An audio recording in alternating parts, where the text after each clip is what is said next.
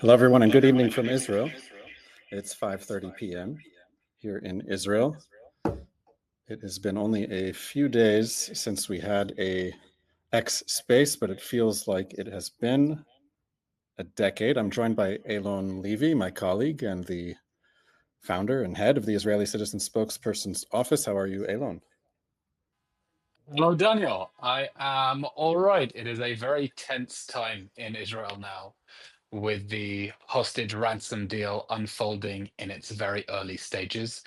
We have to remember that this is just the first stage of what is meant to be a three-part ceasefire. There is no guarantee that all three stages will be completed. There is no guarantee that we'll even get to the end of the first stage, and we're already seeing that Hamas is violating the agreement in an attempt to push the boundaries and see how much it can get away with. It always does that. And at the same time, we have an escalation in the north because the 60-day window for an Israeli withdrawal from southern Lebanon has come to an end without a full Israeli withdrawal. And we'll get into the details why, but too long don't read version is that the ceasefire was meant to see Israeli forces withdraw and hand over to the Lebanese army after Hezbollah had pulled back. Hezbollah has not pulled back. The Lebanese army hasn't been able to take over. And the ceasefire absolutely does not require Israel to cede territory back to Iran's proxy army. So, together with that fragile situation in Gaza, the problems on the Lebanese border, the fact that the Houthi pirates in Yemen, another Iranian proxy army, are still armed and dangerous with ballistic missiles and could fire again in solidarity with Gaza and Lebanon. We have a situation in which that seven-front war that Israel has been fighting since October 7th, when Iran's proxy armies joined in the feeding frenzy, could potentially reignite at any moment. And what was your reaction as you were watching on Saturday the four Israeli soldiers be released? I think, like everyone in Israel, it was a mix of emotions. On the one hand, relief to know that these poor women are alive. We saw the video of how they were abducted on October 7th. Al Jazeera, a Hamas, a Qatari asset, just like Hamas, claimed that they were snatched in their military uniforms. They were not. They were captured in their pajamas, covered in their friends' blood. We saw the video of Hamas terrorists calling them sabaya, which is what ISIS and other jihadists call sex slaves. We saw images of them being dragged into Gaza with bloodied pants. We saw hostage videos released of Liri Elbag just a few weeks ago where she looked terrible. So a relief to see them alive and out and going to see their families. But on the other hand, absolute horror at the spectacle that Hamas created. In contrast to the previous week when they dragged the hostages out of one car into the Red Cross car with the jeering mobs, here they set a perfectly choreographed production that looked like a mix between Game of Thrones and The Hunger Games. They put them in fake military uniforms, they paraded them on stage, they made them smile for the cameras, they even forced the Red Cross to take part in a macabre release ceremony. And they did all this in a production with incredible production value. The fact is that 15 months after the war, the Hamas regime in Gaza is still in control. It's still in charge. It still has a printing press big enough to print a huge banner saying Zionism will not succeed and praising the atrocities of October 7th. So, alongside relief at seeing the hostages coming back, also deep concern that the Hamas regime is still in power, that it's still threatening us with more and more October 7th. And I think everyone in Israel understood two things. One, we absolutely have to get all of the hostages out of Gaza. We cannot abandon them in the hands of these psychopaths. And two, we will need to remove Hamas from power. This regime that is still committed to our destruction, that is still ruling the people of Gaza with an iron fist, cannot be allowed to plot the next war. And I've seen reports that Hamas is violating the deal. They didn't release a certain Israeli civilian. Can you explain what was supposed to happen, what did happen, and what you think will happen in the week ahead? Absolutely. I'll also just welcome our colleague Asher Fredman, the executive director of the Misgav Institute, which is one of Israel's leading foreign policy and security think tanks. Asher, maybe you'll want to hop on after I finish this answer. Look, Hamas is a jihadi terror regime.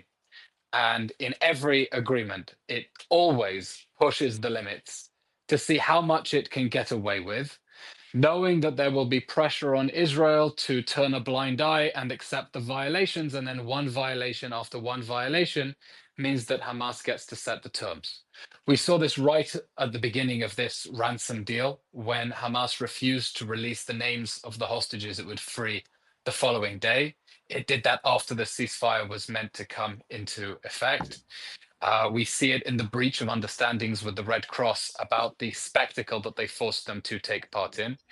And we see it with Hamas dictating which hostages it's going to be releasing. There was an agreement that the civilians were meant to be released first. There are still two women, civilian women in Gaza, who we have to assume is alive. The first is Arbel Yehud.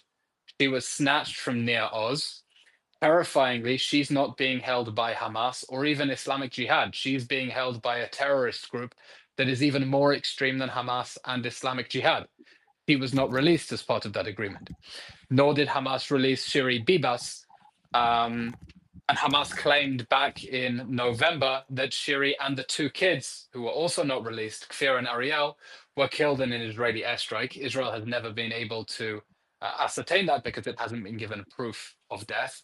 And Judy Weinstein, of course, a Canadian hostage who was killed, and her body is being held, and bodies are supposed to be part of stage 3 of the agreement.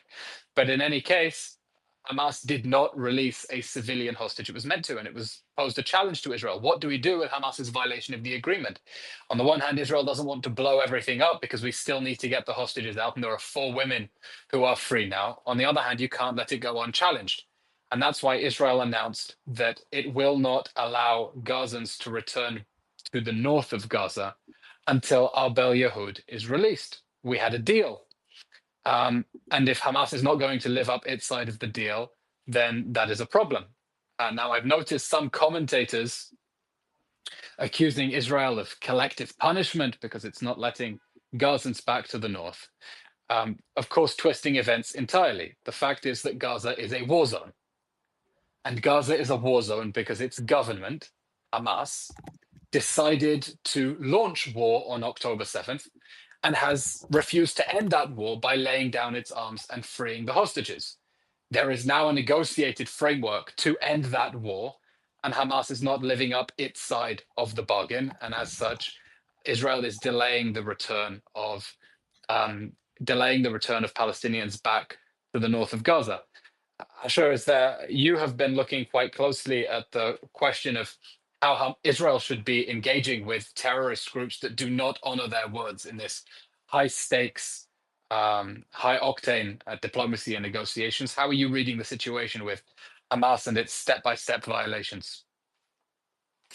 I think that your explanation is absolutely correct. I mean, we're talking about a terrorist organization whose main goals include reestablishing its presence throughout Gaza, reestablishing its image, its dominance, its the belief of the people of Gaza that it's in control, and for those who want to believe it, that it's achieved victory.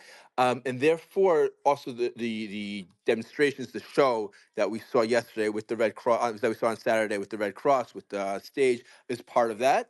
And I think also all these games that Hamas is playing is also has an element to that as well, to show that we are in control, and the Israelis have to adopt to us and have to listen to us. And I think, as you said, I think Israel is taking quite the correct approach in refusing, in insisting that everything that was agreed upon actually be accomplished. I think we're going to see that much more if and when we get to the second stage of the deal, which negotiations regarding the second stage are supposed to begin relatively soon, and in practice have begun, where I think that we will see Hamas drawing out the negotiations and adding more demands for as long as it can, and sort of and keeping that second stage going for as long as possible.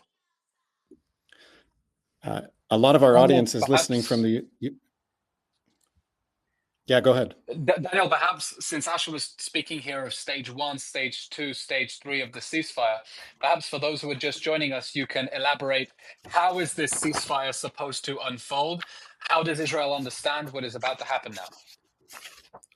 Sure. So this ransom arrangement, which is what we're calling it, it's hard to call it a ceasefire deal. We're talking about an arrangement that sees the release of Israeli hostages who were grabbed from their beds in exchange for convicted terrorists. The text of the deal that we have is in 3 phases, and right now we are only in phase 1. We don't know if we're going to make it to phase 2. We don't know if we're going to make it to phase 3, but I'll say briefly what each of the phases is. The first phase, as I said, that we're in is phase 1. And in phase 1, Hamas is supposed to release a total of 33 Israeli hostages. So far, Hamas has released 7. There were 4 released this weekend and 3 more released last week. So it's going to be a total, God willing, of 33 Israeli hostages released over a 6-week period. And these 33 hostages will be released in exchange for hundreds of Palestinian terrorists. We're talking about for each of the 735 to be accurate. For each of the 5 female soldiers who are going to be released, there's going to be 50 terrorists released, including 30 who are serving life sentences. So we're talking about an enormous price that Hamas is demanding and that Israel is paying. Now, as part of this phase 1, Israel is meant to withdraw from what's called the Netzarim corridor. The Netzarim corridor cuts Gaza into 2 parts, northern Gaza and southern Gaza. In the beginning of Israel's operation in Gaza, in response to the October 7th massacre, Israel sent warnings to the people of northern Gaza, urging them to move out of harm's way because the war was going to be coming there. And around 1 million of them did leave. They went to southern Gaza. One of Hamas's big demands is that these people be allowed to go back home, because as Hamas understands, it's not just about these people who want to go home, these civilians, these non-combatants, but Hamas wants to blend in with them and also use them again as human shields as it plots more attacks. So this is an important issue for Hamas. A lot of locals are putting pressure on Hamas that they want to be able to return to northern Gaza. And as part of this phase 1 agreement, Israel is expected to withdraw from the Netzarim corridor. It has been delayed because Hamas did not keep its end of the bargain, which is supposed to see the civilians released first. There is another civilian woman in captivity, and Hamas has tried to indicate that she will be coming home in the next release of hostages, but that's a key point as a Netzarim corridor. In this phase, in phase 1, Israel will remain on the border between Gaza and Egypt. That's known as the Philadelphia corridor. The idea is that the end of phase 1, all of the civilian hostages will be released. And during phase 1, the details of phase 2 are supposed to be negotiated. Daniel, There's just no before guarantee that we'll get to phase 2. Yes, please. And Daniel, just before we unpack the problems getting to phase 2 and how we get past phase 2, I want to provide a background of some of the terrorists we're going to be releasing from Israeli jails, because there is an attempt to say Israel has been holding women and children, that these are people who've never been tried. And it's important to do a breakdown of the numbers. Unfortunately, Israel has not provided um, let's say, has not provided a list of the terrorists in easy to read format, but we've crunched the numbers. The bottom line is the terrorists who are being released from jail now are almost all men serving long sentences for terrorism offenses. Okay. The overwhelming majority are convicted terrorists. 83% of those being released have been convicted of a crime. 10% are on trial, and only about 6.5% are in a process of what's called administrative detention. Nearly half of them are Hamas or Islamic Jihad. Another 35% are Fatah, and that is enabling Hamas to grow in popularity in the West Bank as a result of the ransom deal. But half of the people who are being released belong to the internationally prescribed terrorist organizations of Hamas and Islamic Jihad.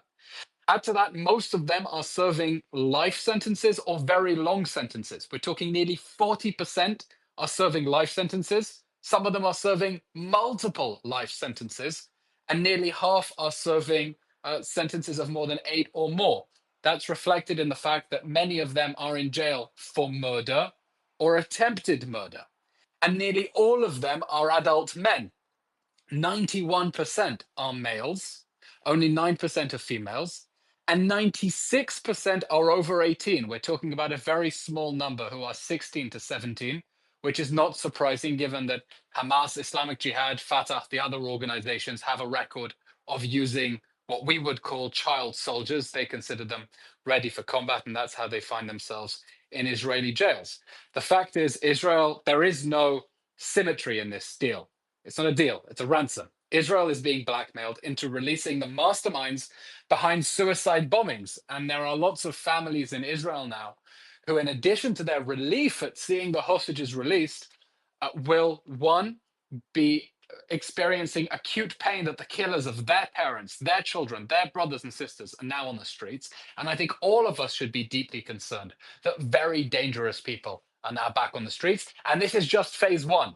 These are just the people we're releasing in exchange for the women, the children we don't know whether they're still alive, the seriously injured, the elderly. This is even before the ceasefire over the remaining men and the bodies still in Hamas captivity.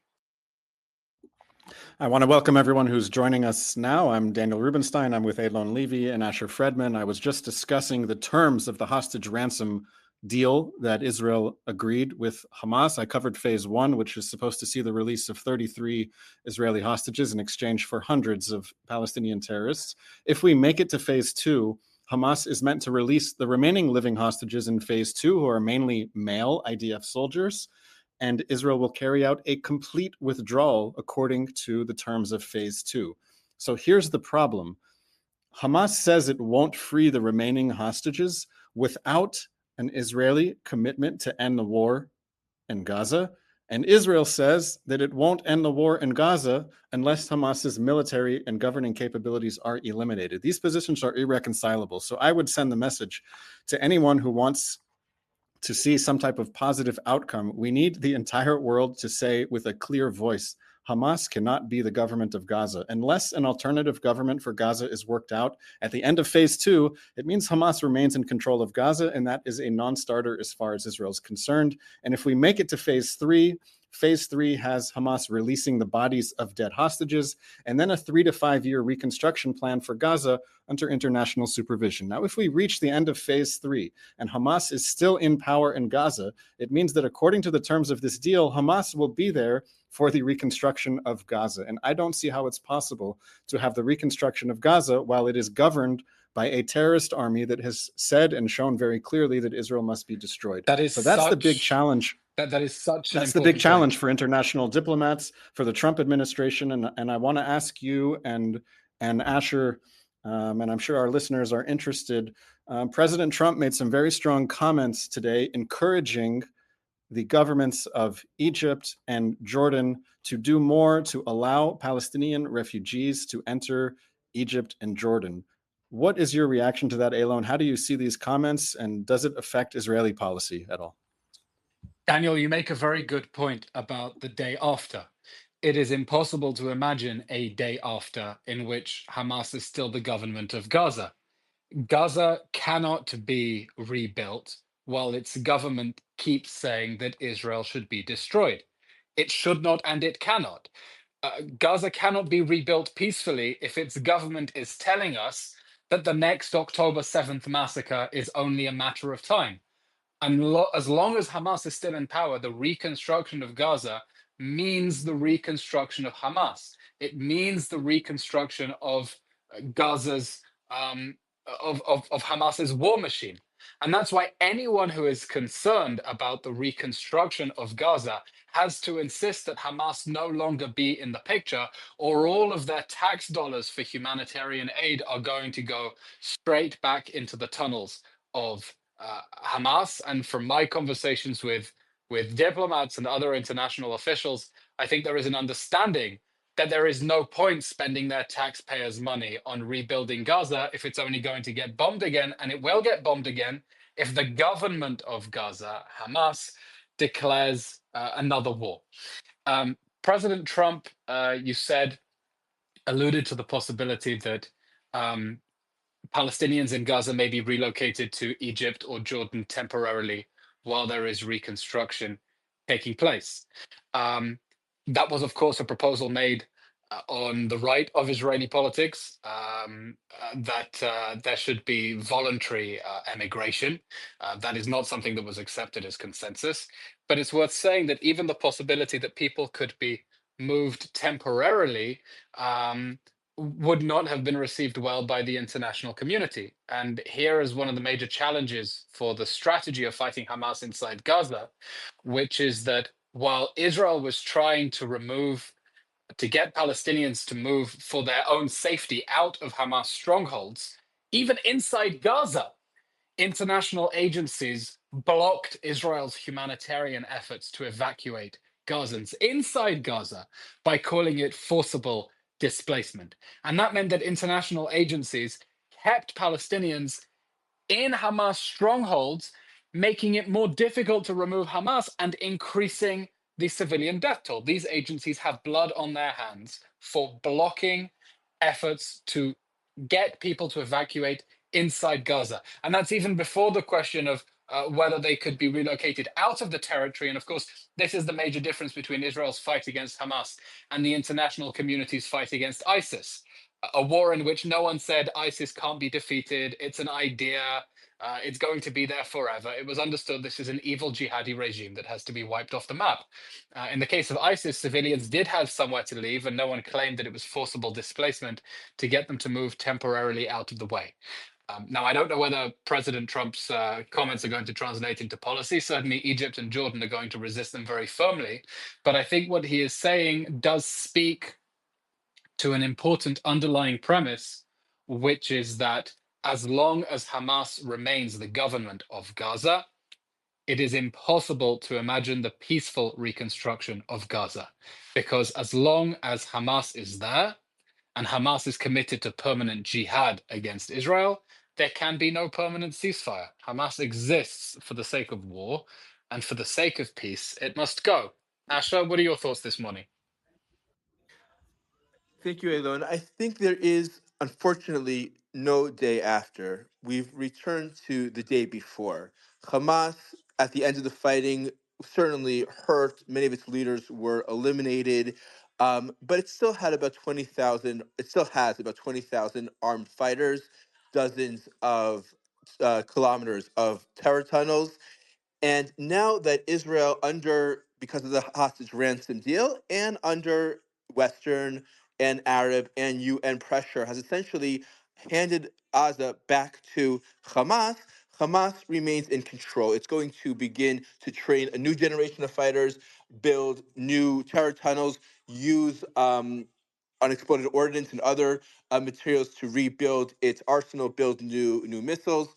And we have to remember also that Hamas's strategy partly is this: it knows the Gazan population has suffered and suffered greatly during the war. That's absolutely a fact. But it will say to the Gazan population, "You suffered and people died, but don't worry." Everything's going to return to normal. And not only is it going to return to normal, but your neighborhoods will be rebuilt with international aid, and there'll be new houses and new neighborhoods. And that's also partly why the return to northern Gaza is so critical. Gaza City, the northern Gaza, was the epicenter of Hamas's terror network. And besides the fact that there are people who want to return to their homes, it's critical for Hamas to show that it is returning to its heartland, to its military and political center, and that things are returning to normal. And it's true, we suffered, but we're making everything right. And soon the international aid will flow and we will rebuild the houses and the homes once again. And they'll be, instead of 1970s houses, they'll be 2020 houses. Um, no, I spoke today to somebody who was involved in the previous Gaza reconstruction mechanism. Right in the past, after current rounds of previous rounds of fighting, so there was an international insistence to allow in cement and electronics and fiberglass and other dual-use materials into Gaza, and the U.S. and the UN and the Europeans and others created a Gaza reconstruction mechanism. And this is somebody who was directly involved from Israeli security services, explained how it would work. There would be, for example, a decision to allow cement in to build a school, and there would be some, say, U.S. aid that would hire a subcontractor, that would hire a truck driver, and Hamas would go to the truck driver's house in the middle of the night and say, "No problem, go tomorrow, pick up the cement, but instead of dropping it off at the school site, drop it off 500 meters away at our site, whether or not the teller wasn't actually building there at our site." And the truck driver obviously couldn't resist Hamas. He or his family would be killed if they tried to do that. But he would say, but I have to go to the project manager. He has to sign off that that the cement arrived at the site. And Hamas said, "Don't worry, we already talked to the project manager. He'll sign off on whatever you want, and you'll get a gold star for being for delivering all of the aid." In practice, the cement went straight to the Hamas military headquarters or terror tunnel, whoever it might be. All the paperwork showed that the cement was delivered for the reconstruction project. And then what would happen is that the US or the UN would turn to Israel and say, "What do you want?" All the paperwork shows that the cement was delivered for the project. And that is, as Eylon said, given that Hamas regarding the day before, and that Hamas remains the dominant power in Gaza. Reconstruction for Gaza will be reconstruction for Hamas, and whatever mechanisms we try to put in place will be ineffective because Hamas is in total control of the environment. It controls the media, it controls the discourse, it controls the economy. Now, given that it controls the environment in a very sort of North Korea style manner, and we saw, for example, them killing and murdering and shooting the legs of those that they suspect of collaboration, it is certainly possible that there are some Gazans who don't want to live in that kind of atmosphere, in that kind of environment. Now, the irony here is that while President Trump suggested the possibility that some of them be able to move temporarily to other countries, I assume that we will be hearing from progressives and human rights activists and others that it is critical that is illegitimate and that we must insist that Gazans remain living under the fanatical Hamas terror organization, and we can't consider any other path. So politically, I'm not sure. Obviously, there will be pushback from the countries, whether or not what degree the Americans are going to push this, to what degree Israel is going to push this. I think it's a still open question. But I think we should be cognizant of the fact that forcing Gazans to live under Hamas's terror regime is not, certainly for those who want to leave voluntarily, is not conducive to their human rights. Two very important points there, Asher, that I want to underscore. The first is that everywhere around the world, asylum is a basic political right. Everywhere in the world, it is understood that if you are trapped in a war zone, you have a right to flee that war zone and seek safety somewhere else. And there is a world of a difference between what some Israeli politicians on the right are suggesting, which is, incentive packages for people to leave Gaza. That's one thing. But to say that people should be allowed to leave and seek safety somewhere else, everywhere in the world is a basic human right. And it is shocking and really appalling that we have people in the name of the Palestinianist ideology insisting that people who don't want to remain under Hamas rule should have to remain there for the sake of solidarity or whatever. The second point you were discussing, the Gaza reconstruction mechanism. Asher, I was part of the Gaza reconstruction mechanism. When I did my military service, it was in Kogat, immediately after the 2014 war. I was in the meetings with the UN officials discussing the mechanism that was supposed to prevent concrete from getting to Hamas. The 2014 war was destructive. It was the best opportunity for the UN to put in place the toughest measures it could possibly put in place to prevent Hamas from hijacking concrete.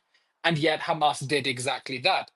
And so the lesson from 2014 is that Hamas managed to get around the most stringent mechanisms the UN thought it could enforce after the most destructive war in Gaza. And if after 2014 there was no way to rebuild Gaza peacefully without Hamas hijacking reconstruction supplies, there is definitely no way to do that now. And that's why we get back to our core point that unless and until Hamas is removed from power, the reconstruction of Gaza means the reconstruction of Hamas, and that Gaza cannot and should not be rebuilt as long as its government says that Israel should be destroyed. I want to bring on one of our colleagues from the Citizen Spokesperson's office, Stav Cohen. Stav is a Special Forces reservist. He has been in multiple rounds of reserves inside Gaza, and he has seen with his own eyes how Hamas prepared Gaza for war, how it booby-trapped Gaza's entire cityscape for this war, and what Hamas did with all the concrete and reconstruction supplies that were supposed to go to people's houses.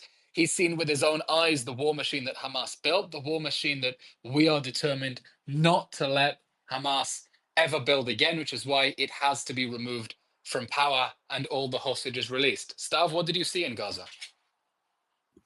Well, after this introduction, I have to say that I'm not wearing any cape. I'm just a simple foot soldier, and thank you for that.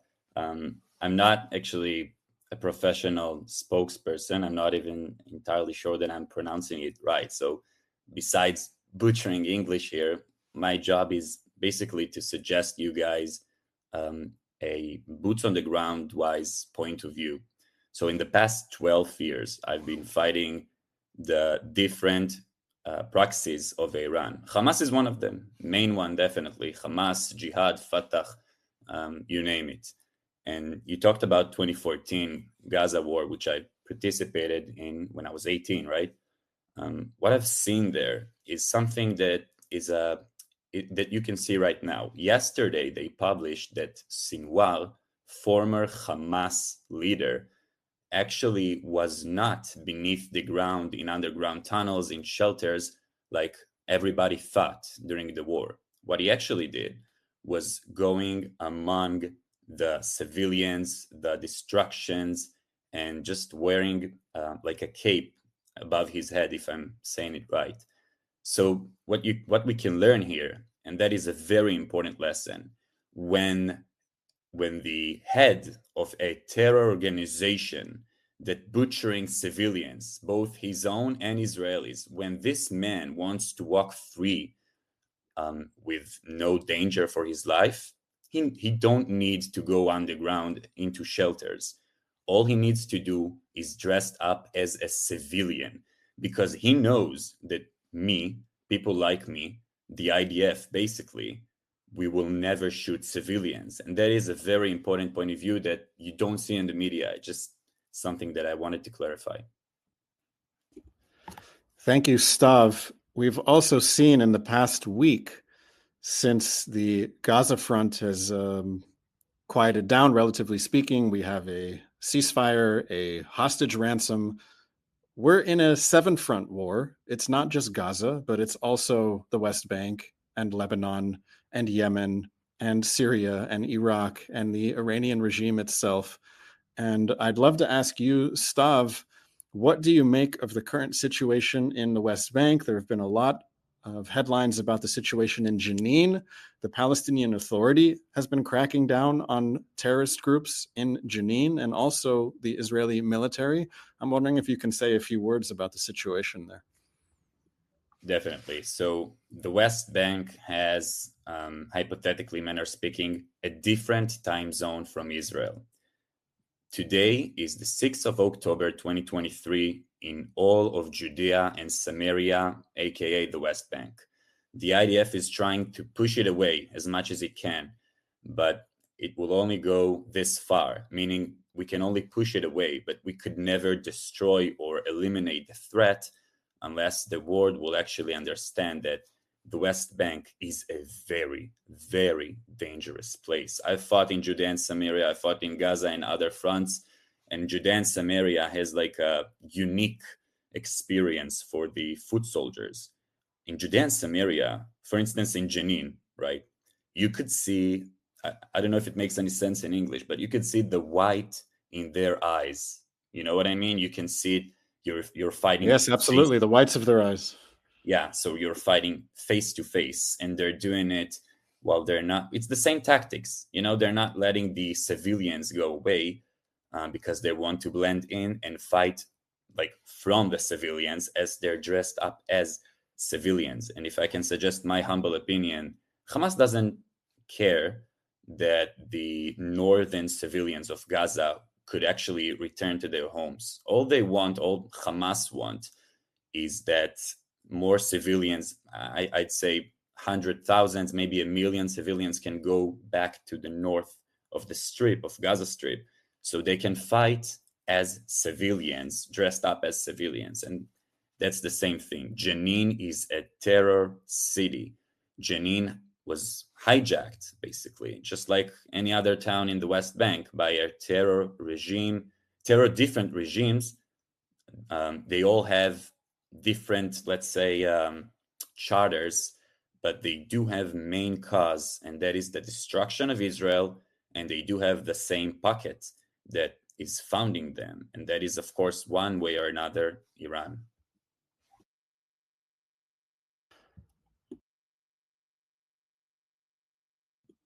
Daniel? Yeah, 1 second. I'm here. Thank you for that.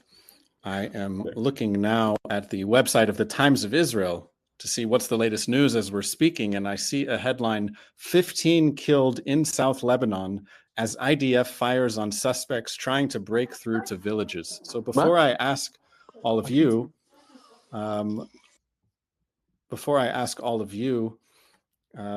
we got to this point, what's going on today, just some context for the people who are listening. It's been 2 months. It was November 27th, 2024, when the governments of Israel and Lebanon agreed to a 60-day ceasefire. When I say the governments of Israel and the government of Lebanon, it's a technicality. We're talking about Hezbollah. Israel was in a war with Hezbollah since October 8th, 2023, when the Hezbollah terrorist army opened a second front against Israel.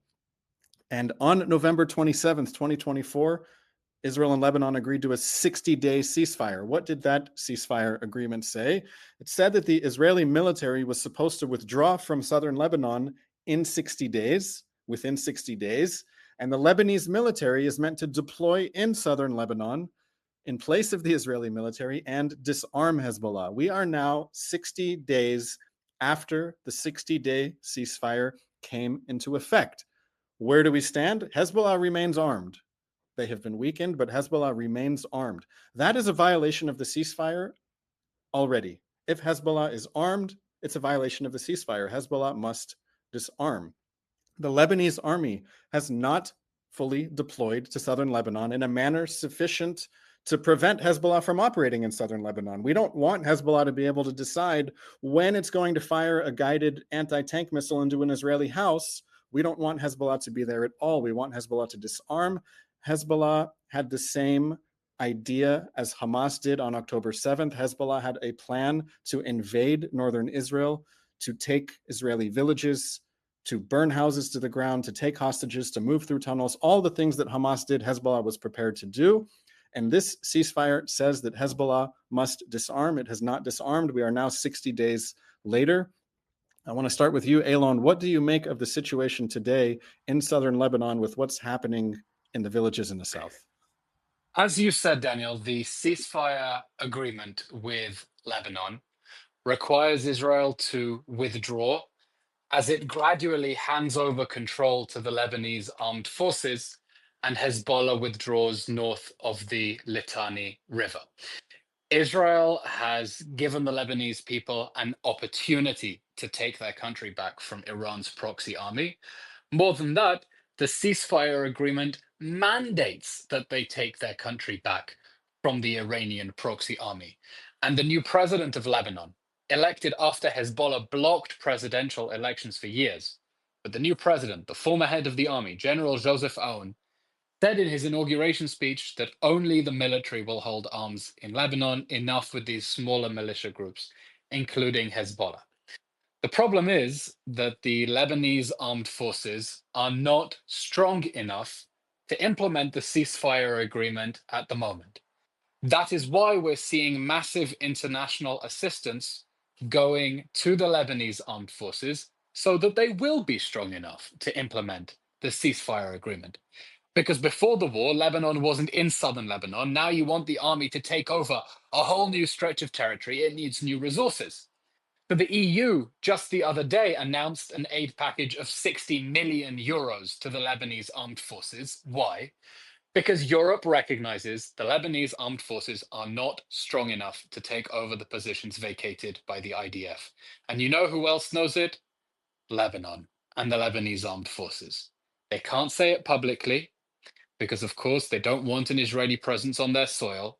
But behind closed doors, the Lebanese understand that they are not currently strong enough to take over southern Lebanon. And if Israel were to disappear overnight and leave a power vacuum, that power vacuum would be filled by Hezbollah, just as after the 2006 war. This happened. Daniel, you gave an excellent interview to the BBC World Service on Friday, and you made this point. The 2006 war with Hezbollah ended with a resolution that required Israel to withdraw from southern Lebanon. It also required the Lebanese armed forces to take over. And it failed because the Lebanese armed forces were not strong enough to take over, and Hezbollah took over. And so we're determined to avoid the mistakes of the past. Israel does not want to remain in Lebanon. We want the Lebanese armed forces to take over. We want them to push Hezbollah away from the northern border. But we cannot return to the reality that existed before. We know that the Iranian regime is trying to exploit every power vacuum. And that is why the United States has also said there is a need to extend the withdrawal schedule. Not because Israeli soldiers are having fun in Lebanon, we want them to come home and get back to their lives, but because the Lebanese armed forces are not currently strong enough to take over from Hezbollah, and they know it. Asher, your thoughts on Lebanon? So I served in Lebanon during the war, and one of the things that was interesting was that when So you this is me. cross, This is me as a civilian Lebanon explaining to you. no, not at all. But when I crossed the border, one of the things that struck me was that there were houses 50 yards from the border. Now, Hezbollah presents several distinct threats to Israel. One is as you mentioned, the anti-tank missiles, which, to be honest, we have not found a great solution for them. If the Lebanese army truly does take control of the territory and crack down on Hezbollah, that would be the solution. But the bottom line is that Hezbollah is present within the range of these anti-tank missiles. The one threat that during the military operation, Israel did a fairly good job of removing was the threat of an October 7th style invasion.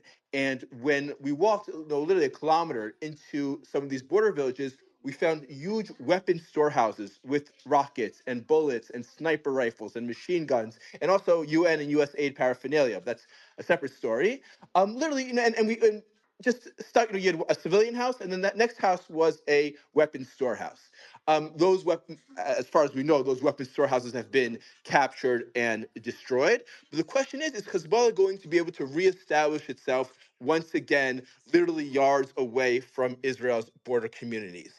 Assuming that Israel leaves, the only way to prevent that is if the Lebanese army is on the ground. We saw how ineffective the UN and UNIFIL. We saw how Hezbollah was able to build military positions literally under the nose of UNIFIL troops, UNIFIL bases. Again, in one area that I served, they found, I think it was about 100 meters away from UNIFIL outposts, they found Hezbollah terror tunnels. So the only way to prevent an October 7th style capability from Hezbollah is to ensure that Lebanese armed forces are fully established in the entire border area. As we have seen, they are not there. Not only that, we're seeing that even their attempts to try to stop civilians from streaming south, the civilians basically laugh them in the face and stride on by. And we have no way of knowing. Sometimes we know that they're Hezbollah because they have Hezbollah flags, but sometimes they don't have Hezbollah flags, and then we don't know whether these are civilians or Hezbollah. And that is why, although there's a lot of pressure, both external and internal, on Israel to leave and to bring its soldiers back into Israeli sovereign territory, there is also an understanding of the need to remain there until Lebanon is able to retake control of the territory in order to prevent the rapid reestablishment of an October 7th style capability in the hands of the Hezbollah terrorist organization. I will add that the Trump administration has effectively called on Israel to stay in southern Lebanon for the time being. Eylon, you mentioned my BBC interview. I began the interview by explaining Israel's position that the ceasefire requires Hezbollah to disarm, that Hezbollah hasn't disarmed. I explained everything, the whole history of how we got to this point. And the follow-up question was, well, it seems that what you're saying is not persuasive to anyone, including the United States. And so I was quite pleased to see the Wall Street Journal report from a couple of days ago, which has a quote from a spokesman from the White House saying, all parties share the goal of ensuring Hezbollah does not have the ability to threaten the Lebanese people or their neighbors. To achieve these goals, a short temporary ceasefire extension is urgently needed. So that's a call to maintain the status quo for now, which has the Israeli military present in Lebanon until the Lebanese government can get its act together and the Lebanese military. But big picture, what everyone should be asking for, calling for, demanding is not an extension to the ceasefire. It's not a change to this clause. It's not that the Lebanese army needs to deploy to this position or that position. We need peace. We need peace between Lebanon and Israel. That should be the call. People should be calling for peace, not a piece of paper. There's no reason why Lebanon and Israel should not be living in peace. We have a border between us. We have no territorial claims one on the other. Hezbollah likes to pretend that there are additional territorial claims. It's not true. The people of Israel and the people of Lebanon should be living in peace. And if you are someone in Lebanon today who's going to make this call for peace, it requires a lot of political courage. And it would be much nicer if countries around the world that pay attention to Lebanon, that care about Lebanon, that focus on Lebanon, such as France, such as the United States, would say very clearly what the goal is, what the vision is. And the vision is peace. It's not a ceasefire. We don't want there to be another war. We've had enough wars. We've had enough Lebanon wars. We've had enough Gaza wars. We don't need any more pieces of paper. We need peace. Daniel, that is a critical Eylon, your thoughts on that? That is a critical point. This war has to end with peace, not a piece of paper. Now, it can seem far-fetched because Hezbollah still has a presence, definitely a political presence inside Lebanon. But, you know, I've just returned from Brussels. I spent a week of meetings at the European Union with all the top officials talking about the Middle East. And while I can't discuss about what exactly was said in those meetings because they were off record, I can say that for my part, I was pushing them to call for peace between Israel and Lebanon. And just as they will keep using the language of a two-state solution in the Israeli-Palestinian conflict, and they'll say, we know that it's unrealistic right now, but this needs to be the long-term vision, they should include the language as well that the ultimate vision should be peace between Israel and Lebanon, not just another ceasefire, even if it is far-fetched at the present. And I don't think it is. And I don't think it is, because many people in Lebanon are deeply grateful that Israel has knocked out this Iranian proxy army that has caused havoc in their country. And we need to strengthen the voices who want peace with Israel. There is no reason for us to be at war with each other. And I hope that as a first practical step after this war, after the Lebanese armed forces take over southern Lebanon, our demand as Israeli citizens to world leaders should be, let's finally demarcate the land border between Israel and Lebanon. There is only very few points at which the exact border marker isn't agreed by a matter of a few meters. The two countries should agree on the permanent international border, and then we should have international calls for peace between Israel and Lebanon. And I dare say, if the Trump administration is successful in getting normalization between Israel and Saudi Arabia is a very powerful player in Lebanon, that will give momentum, and hopefully we can have peace with Lebanon. We've covered a lot of ground in this X space. We've been going for almost an hour. I'm sure with this panel of speakers, we could go for many more hours. I think we should do this more often. If we can just, Daniel, before we wrap up, if we could just have Stav hop on, he wants to contribute something. Oh, please, Stav. Thank you, guys. I'll jump in real quick. About 2 points. You're talking about peace. I couldn't agree more. But what I want to say is I spoke on October 7th, 2024 in Times Square memorial event. There I said that we need to make peace possible. Now, in order to make peace possible, we need to dig in a little bit deeper. Now, I'm no expert when it comes to study the art of war, but I do know war from the soldier's perspective, right? In the past 12 years now, for those who just joined us. So what I'm saying is that in order to make peace possible, we need to eliminate not just the threat, we need to eliminate the idea. Now, forgive me for not remember who said it, but there's a famous quote that says that it's all about education. And if you don't have 30 years for education, then don't bother, you know? And I'm here because I do have, Bezrat Hashem, these 30 years of education. My grandfather survived Auschwitz. My dad fought in the 1973 Yom Kippur War, 50 years sharp into the future. You have me fighting the same war, the same enemy. So what I'm trying to say is, if we do want to have peace, and we do, it needs to be about education, and we need to eliminate the threat, and then we can start educating not just the kids of the terrorists, but also the entire West, that we need to change the, how do you call it? Like to change the thing that you put when you want to hear the music, the disc, if it makes any sense. And speaking about kids, speaking about 18-year-old, I figured that when you're 18 at the United States, Germany, England, wherever you'll be, when you're 18, they're giving you a book and they tell you go study about somebody. When you're 18 in Jenin, they'll give you a gun and tell you go shoot somebody. And when you're 18 in Israel, they give you all the tools you can have and tell you go save somebody. That's what I'm talking about. That's education right there. It's the narrative, is what is your cause? What are you trying to get? What I'm trying to get here right now is the same thing that I'm trying to get when I'm 100 days in a row away from my home, deep into the battlefield, doing things that I've never could imagine that I'll do. Not because it's bad, it's just because it's like a fairy tale, you know, it's like a movie sometimes. And what I'm trying to have is spread the truth, make people understand it. We need to change approach. We need to educate everybody, even ourselves. We need to make sure that the 18-year-old kids of Gaza and Jenin won't have a proper reason to take a gun and go kill innocent civilians. Thank you, Stav, for your important comments. It has been almost an hour in this conversation. It only feels like it's been a few minutes. I could talk to all of you for a very long time. We're going to do more of these X spaces here at the Israeli Citizen Spokesperson's office. We're going to have different guests each time. We're going to cover different topics.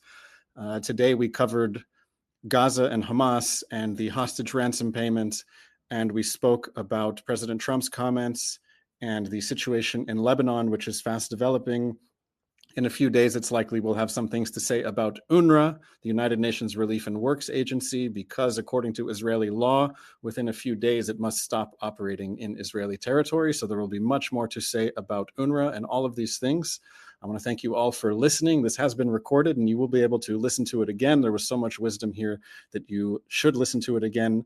Tell your friends and stay tuned for our next promotion of our next X Space. Have a wonderful week. Thank you. Thank you, Daniel. Thank you, Eylon. Thank you, everybody. And please, and anyone who's still here, please do follow the Citizen Spokesperson's office and Daniel, Asher, Stav on here on Twitter, and we're also available on the other social media platforms. We'll keep tweeting, keep retweeting, and we'll speak with you soon. Thank you.